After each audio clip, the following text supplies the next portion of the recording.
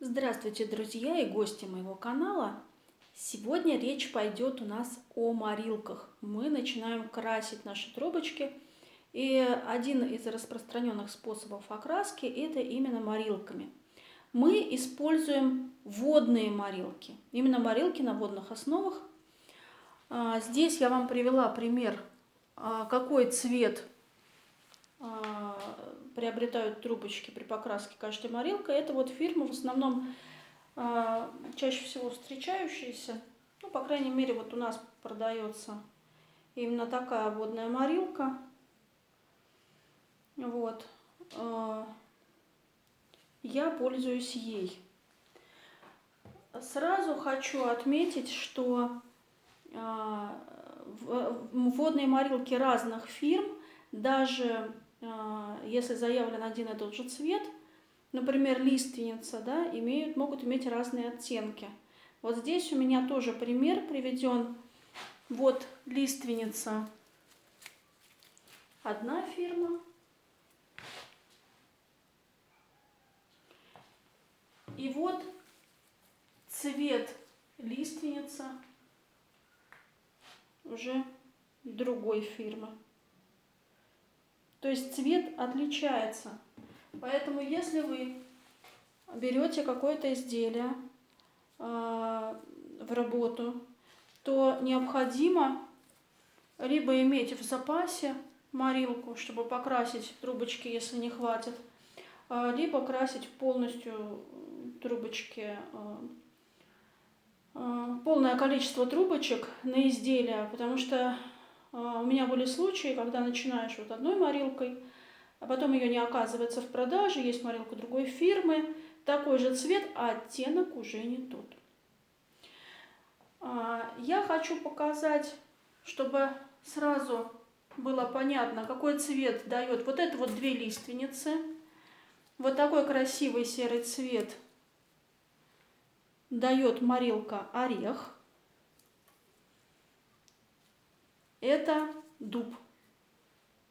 Мне вообще очень нравятся натуральные цвета, поэтому я очень часто пользуюсь морилками. Вот этот цвет палисандр.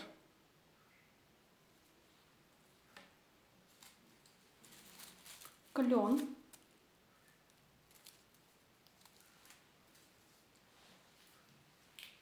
Один из моих любимых цветов мокка. Очень часто использую этот цвет. Вот так выглядит на трубочках красное дерево.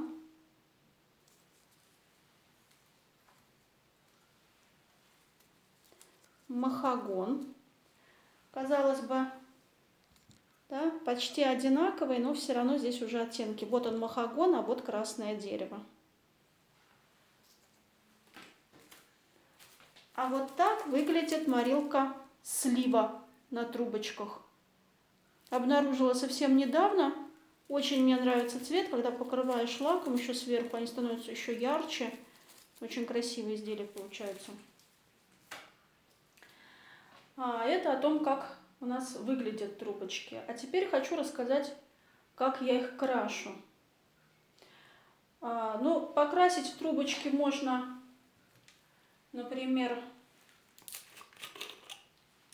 если бутылка полная, можно взять, скажем, не буду много, да, какое-то количество трубочек, чтобы вот сюда в горлышко попадало. Если хочется быстро, просто не хватило, то можно сделать так. Окунули, перевернули, окунули. Все, трубочки наши окрашены. После окрашивания я сушу тоже двумя способами. Летом, например, можно сделать так. Трубочки бросаем в стаканчик. У меня тут есть такой макдональдсный стаканчик. В любой стаканчик бросаем трубочки и ставим в тенек, то есть если летом сушим, да, ставим в тень на сквозняк. Буквально у вас за час трубочки сухие. То есть мы на сквознячке подсушили один край, потом через какое-то время пришли, перевернули,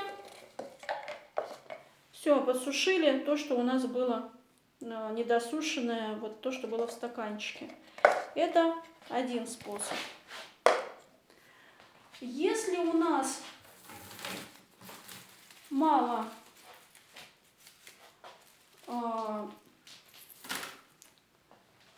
морилки, вот мне сейчас мокко нужно, да, вот, например, да, вот, ну, вот все, мало морилки, я пользуюсь вот таким лоточком. Продается в любом строительном магазине. И этот способ называется, летельщики говорят, купать трубочки. Вот я выливаю нужное мне количество и начинаю свои трубочки купать.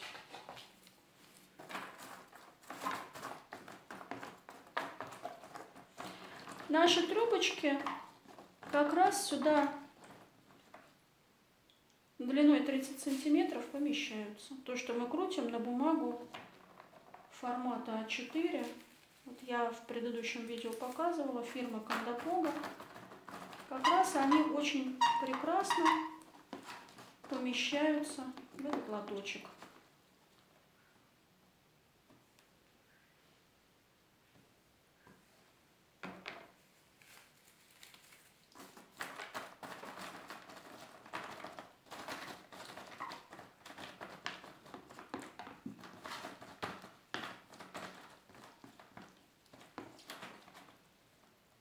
Видите, как быстро получается накрасить большое количество трубочек.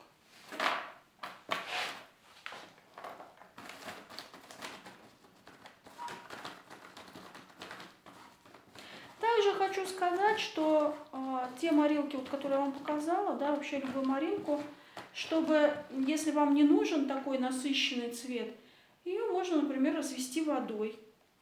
Вот морилка, сейчас скажу, морилка Орех и Палисандр, вот эти две морилки, при разведении водой дают очень красивый такой цвет, сероватый, с отливом, если кому-то нужно.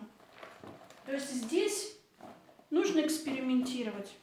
Эксперименты наши все. Вот мы покрасили трубочки. И еще хочу сказать один момент. Если вы красите морилками, любыми абсолютно, то обязательно красим в перчатках, потому что если мы будем красить голыми руками, с вашим маникюром можно будет попрощаться. Очень долго отмывается от рук. И теперь второй способ сушки. Как можно посушить трубочки? Еще одним способом. Когда у нас трубочек много, и, например, зимой, да, вот можно посушить. Ну, в принципе, можно и летом. Зимой я еще на батарее сушу. Один из способов сушки – это вот разложить как бы таким колодцем.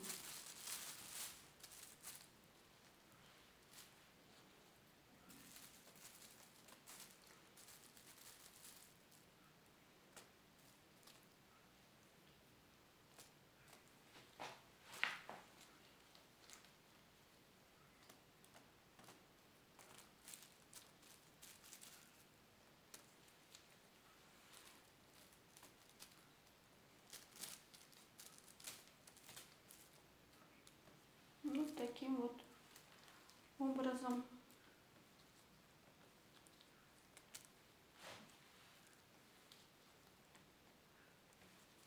И у нас растет в высоту, при этом хорошо трубочки проветриваются со всех сторон.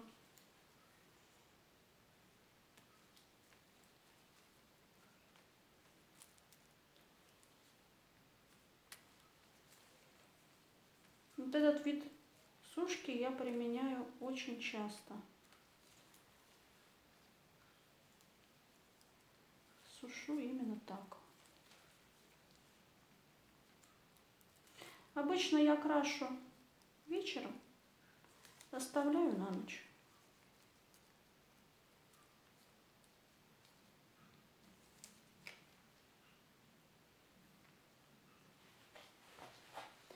Все, это все, что я вам хотела показать.